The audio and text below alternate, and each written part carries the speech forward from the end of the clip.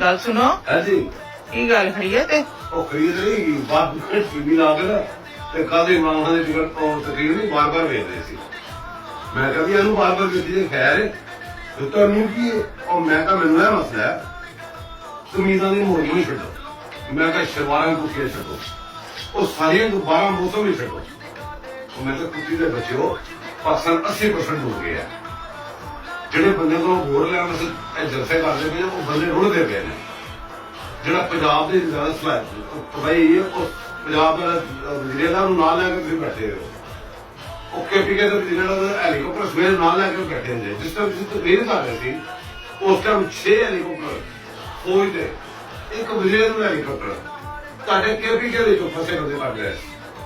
और मैं कहा बशर्मो वो बाकी बंगियां ने छड्डो 40 करोड़ आबादी पाकिस्तान की जो पाकिस्तान बनया सी। मैं तो शर्म नहीं आती ਉਹਨੂੰ ਪਤਾ ਪਿੱਛੇ ਦੱਸ ਰਿਹਾ ਉਹ ਵੀ ਗਲਤ ਦੱਸ ਰਿਹਾ ਤੇ ਫਿਰ ਉਹਨਾਂ ਨਾਲ ਬਹਿਸ ਵੀ ਕਰ ਰਿਹਾ ਸਮਾਜ ਦੇ ਖਲੋਕ ਨਾਲ ਬਹਿਸ ਕਰ ਨਹੀਂ ਇਸ ਤਰ੍ਹਾਂ ਨਹੀਂ ਇਸ ਤਰ੍ਹਾਂ ਗੱਲ ਹੈਗੀ ਹੈ।